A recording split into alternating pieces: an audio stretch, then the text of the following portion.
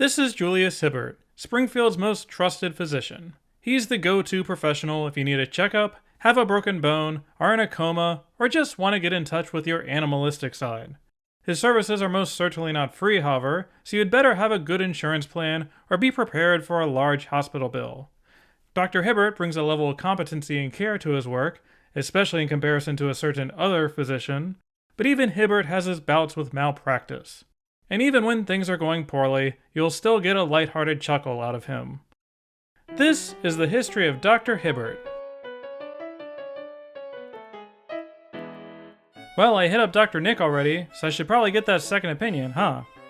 I gotta admit, Hibbert is a character that I don't think about that often. He's one of those expository straight men, you know? He tends to show up when the plot specifically needs him. He's not that kind that will randomly pop into Moe's for a one-off joke. He doesn't get any spotlight episodes devoted to him either, which is especially rare these days. So for today's Simpsons Histories, let's find out if there are hidden depths to the good doctor. Is there more to Hibbert than meets the eye? Or is his main value in his steadfast consistency? Let's go back to the very beginning and see how things developed. Dr. Hibbert's first appearance was in Season 2's Bart the Daredevil, where he educates Bart on the wide world of dangerous stunts. His debut features a remarkably stern version of him. He very soberly describes the peril of imitating TV and movies. Generally, he was a no-nonsense character in Season 2, like he'd show up to deliver some bad news to Homer, enjoy some fine art, or criticize a novelty ice cube. However, despite this oddly serious bent, almost all of Hibbert's quirks are set up in Season 2. We get a glimpse of his teasing and playful personality with Bart and Lisa, the first Dr. Hibbert flashback with a hairstyle to match the era, Hibbert's long-lost twin brother in Shelbyville, Dr. Hibbert as a Cosby parody with the sweater and everything, and of course, the patented Hibbert chuckle. Now his first official chuckle is up for debate, as technically he first laughs at Grandpa's crankiness and Oh Brother Where Art Thou, but if we're looking for the more traditional, inappropriate chuckle, it's probably Blood Feud, where he laughs at Smithers' exuberance to save Mr. Burns, and even that one is kinda arguable. Most of Season 3 didn't change things up for Hibbert. Here's a Michael Jackson version of a Cosby sweater. Here he is tending to Martin. Now let's expand upon the previous flashback and hand out another pamphlet. It wasn't until Homer at the Bat where his role started changing. After all, things are getting significantly more wacky, so Hibbert is going to be put in increasingly ridiculous situations. Before he was chuckling at Grandpa or Smithers' behavior, now he's chuckling at Mike Scioscia's impending death.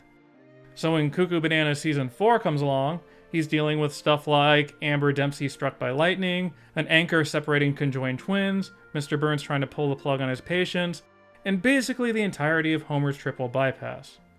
Hibbert remains his usual competent self at this point. Sure, he'll gossip about Marge's webbed feet and hang out in his underwear, but he's still the straight man in a lot of these comedy routines. Homer's triple bypass is notable in that it brings in the financial angle into Dr. Hibbert's character, that he's part of the healthcare industry. He wants to save people's lives, but also demands compensation. Without insurance, the Simpson family faces a $40,000 bill. This is obviously and unfortunately something many Americans have to deal with, so this issue comes up regularly when Dr. Hibbert appears.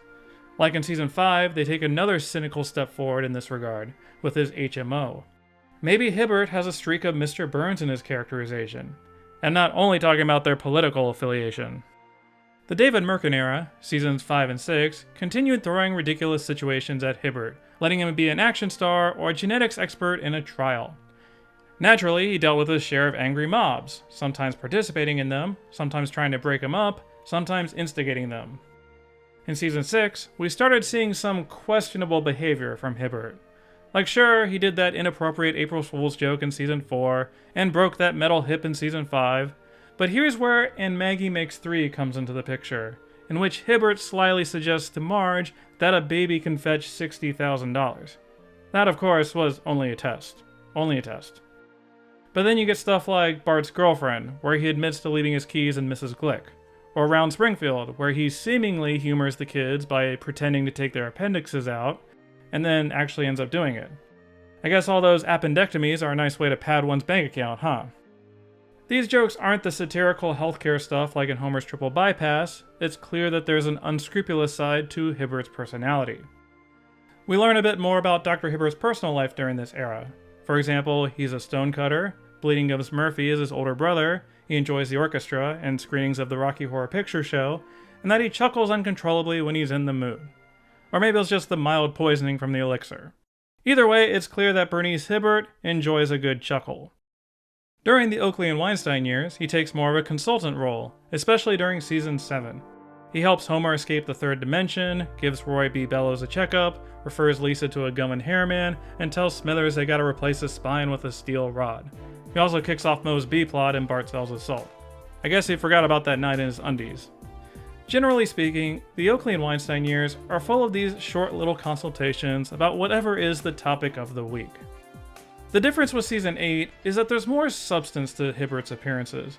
He gets a sort of spotlight in The Thing and I, describing the circumstances and delivering Bart and Hugo, and in my opinion, delivering his funniest moment in the show.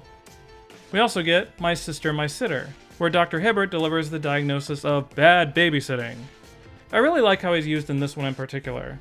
Not just as an expository character, but whose competent and straightforward personality actually affects the plot. Lisa needs to find a different solution.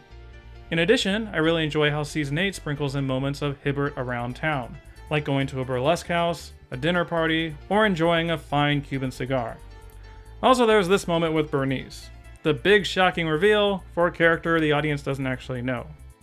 But to be fair, the writers did incorporate Bernice's alcohol dependence into the show later, so at least they stuck to it. During the Mike Scully era, seasons 9 through 12, they put Hibbert's consulting role on the back burner and played around with our expectations. He's a bit more self-serving and shady during these years. Like he'll eagerly try to take ownership over the skeleton. After Marge gives him advice, he offers to fill a prescription, no questions asked. It's implied that he's practicing without a license. He kicks Homer in the butt. After buying a steak in a restaurant, he suddenly is in support of eating contests. He wagers that he can do surgery in the dark. He operates outdoors. He offers to cut off Homer's thumb for a sense of symmetry. And of course, he steals Homer's kidney. That last one is obviously really bad, but then again, Homer's an asshole. Dr. Hibbert didn't magically turn into Dr. Nick or anything. They mixed in normal diagnoses here. But like the whole Scully era, his methods became sillier. They didn't want him to merely be the expository straight man. They'll even mess with the audience a bit, popping in to explain missing the crayon in Homer's brain. Sure, Hibbert, whatever you say. In terms of new character development, the only thing we really learn is that he's in Mensa and is a meddler. This was more or less an era of challenging our expectations for Dr. Hibbert jokes. Of course, you could argue that the Scully seasons were wacky and outrageous, so it's only natural that Dr. Hibbert would follow suit. Marge herself declared that Hibbert had been going downhill. But did that end up being true in the long run? When Al Jean took over in season 13, did Hibbert revert back to his season 4 self, or did he continue sliding downhill toward Dr. Nick territory? Instead of going through these later seasons strictly chronologically, let's track this character trait over the whole era. In season 13, Dr. Hibbert does have a suicide machine and allows Homer to use it, but then again, is right that Homer's size prevents it from killing him. In another episode, we see him hitting mailboxes with Dr. Nick in the morning. He gets an entire Treehouse of Horror segment, in which he experiments upon people and turns them into animals. He chains Bart to a radiator when Marge forgets her insurance card. He basically stalks Bart until he's able to give him an inoculation, and after Bart goes deaf, tricks Homer into signing a malpractice waiver. He buys a dozen of Do Not Resuscitate shirts to get out of tricky situations. He becomes a shill for Pfizer. He tells Marge that he's lost many patients lately, despite being a pediatrician, because, quote, his mind has been elsewhere. And he gets grossed out about touching a dead guy. Ew. The good news for Dr. Hibbert, at least from a liability perspective, is that after season 20, he mostly cleaned up his act. Like, yeah, he'll screw up a positive versus negative result, forget to give Homer anesthesia, and push Xanax onto Lisa. But by and large, the writers kind of course-corrected this aspect of his character. I mean, even throughout seasons 13 and 20, which I just described, you could argue it was around season 6 levels. His shadiness would show up maybe once or twice per year, but would otherwise be full of straightforward consultations on stuff like hot flashes, amnesia, or heart attacks. Speaking of which, I'm going to make a tangent right here, because honestly, Watching all of these Hibbert appearances back to back to back has really put in perspective how many injuries the Simpson family has suffered over the years. Now, Lisa's been pretty minor, and Marge has only dealt with stuff like a compound fracture, agoraphobia, amnesia, and burned retinas. But my god, I have no idea how Homer and Bart can even walk. Hibbert has treated Bart for a bump on his head, a broken leg, appendicitis, a dislocated arm, novelty stuck to his head, a broken coccyx, a broken arm, nerve damage, a heart attack, another broken arm, a rather nasty fall, a coma, and yet another nasty fall. Hibbert has treated Homer's entire body after that cliff, fugu poisoning, a heart attack, a coma, food poisoning, being trapped in another dimension, 4 simultaneous heart attacks, a flower in the head, his entire body once again, drowning, a bucket on his head, a twisted spine, a torn ACL, broken jaw, searing eye pain, rage boils, alcohol poisoning, crushed pelvis, supposed hallucinations, a back sprain, a severe tongue burn, a black eye, Homer suddenly thinking he's 10 years old, narcolepsy, a bullet wound, and another coma. Why not? No wonder Homer got addicted to pain pills, huh? And all these injuries are ignoring things that Hibbert never even treated these characters for. Now obviously, a lot of these injuries falls under the "it's just a cartoon" umbrella. It's just I'd never noticed how prevalent this kind of plot point is. It's like, wow, no wonder Hibbert is in over 200 episodes. These characters are constantly getting beaten up by the writers. Anyway, Dr. Hibbert is a unique example on The Simpsons in that he's had dozens of speaking roles, but has never had a spotlight episode to get to know him better as a person. We've never gotten a real story with the Hibbert family, going into detail about his relationship with his wife and kids. Like even the Lovejoys have had entire B-plots about their marriage. With Dr. Hibbert, they instead chose to give us these little glimpses of who the man behind the doctor's coat really is. In season 13, we find out about his addiction to pixie sticks, becoming extremely aggressive toward Apu when in withdrawal. Season 14 reveals that he paid for his medical school by moonlighting as the stripper Malcolm Sex, pleasing the ladies by any means necessary.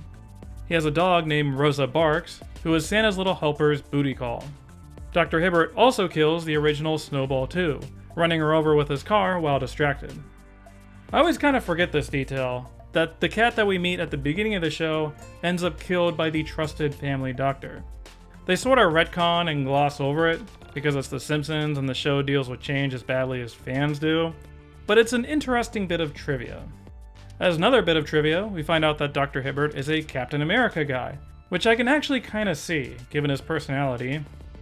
Starting in season 16, we hear more about his marriage to Bernice, or at least what's going on in their household. For example, his housekeeper is suing him for sexual harassment, in which Hibbert blames on her since she hung the mistletoe. He considers buying the Simpsons house for his au pair because, for some reason, Bernice wants her out. He attends a key party and hooks up with Luann. He and Bernice do participate in adult Halloween together, though. During a Treehouse of Horror segment, Pazuzu Maggie reveals that he's having an affair with his nurse. But then again, everything seems great when he and Bernice go to Costa Rica with the Van Houtens. Bernice Hibbert is barely a character on The Simpsons, so your guess is as good as mine as to what is actually going on with them. It's possible they're in an open marriage, or that they're swingers or something. Or maybe Dr. Hibbert is just a really lecherous dude, always lusting after the ladies and cheating on Bernice. It is pretty troubling that with many of these rumors, we're hearing about housekeepers, au pairs, and nurses, all people who work for him. I don't usually get into the production side of things very often in these character histories. You all know I stick to more of an in-universe approach, but it's important to mention that Dr. Hibbert changed voice actors in season 32. Harry Shearer voiced him all the way through the episode Diary Queen, and starting in WAD Goals, Kevin Michael Richardson took over the role. Gotta say, it is quite a shift getting used to Richardson's delivery, as his performance does sound different than Shearer's. It's a bit distracting. At the same time, there's been only like 2 of them so far, and the change is something I might get used to. The end result of the initiative is that more voice actors will have opportunities in the industry, which I think most people would get behind. So while the specific situation with Hibbert is pretty odd, that's just inevitable for any TV show that dares to reach season 32. Time marches on, things change. Every time we see Dr. Hibbert, we're bringing a tiny bit of 1991 to 2021. In this respect, I feel like Dr. Hibbert is one of the weirdest characters I've covered for one of these Simpsons histories, and that he's been around for 31 of the 32 seasons thus far, but he hasn't changed or evolved that much over time. He's probably the most major character on the show that lacks a spotlight episode. It's like Lenny and then him in second place. When it comes down to it, Dr. Hibbert is a character who isn't defined by his relationships to others. He and Homer probably have had the most scenes together, but you don't think of him as a Homer-centric character. Dr. Hibbert instead serves the needs of the plot. He is that reliable expository character to provide a few jokes and then move the story along. He's basically Smithers without a relationship arc. When the stories go in a wackier direction, so does Dr. Hibbert. When it needs competency, he provides competency. Hibbert is essentially a mirror character. He is very much a reflection of the era of the show and the current state of American medicine. To be clear, I'm not saying that he's a blank slate or anything. He most certainly has that well-defined personality. In fact, his mannerisms are so consistent, that chuckle so prevalent, that I don't really think about it anymore. I don't consider how silly it is that he's chuckling after delivering such bad news. I just think, oh, that's just how Hibbert is. It's super endearing and relatable. I feel like I've met doctors and other professionals who remind me of Hibbert. So while he might not be the most dynamic or unpredictable character ever, he's definitely one of the most genuine and real. Let me know in the comments what you think of Dr. Hibbert and how they handled him over the years. Do you think they went too far with him and made him too similar to Dr. Nick? Would you be interested in a Dr. Hibbert Spotlight episode? After doing this research, I kinda want to see some kind of story between the Simpsons and the Hibberts. Seeing them all on vacation makes me think there could be a story there. Also, let me know who you would like to see for the next Simpsons histories. Currently, there's a lot of heat behind the squeaky voice teen, Artie Ziff, and Shelbyville. A very odd combination of folks. I definitely take these nominations into consideration, so let your voice be heard. As always, thanks for watching.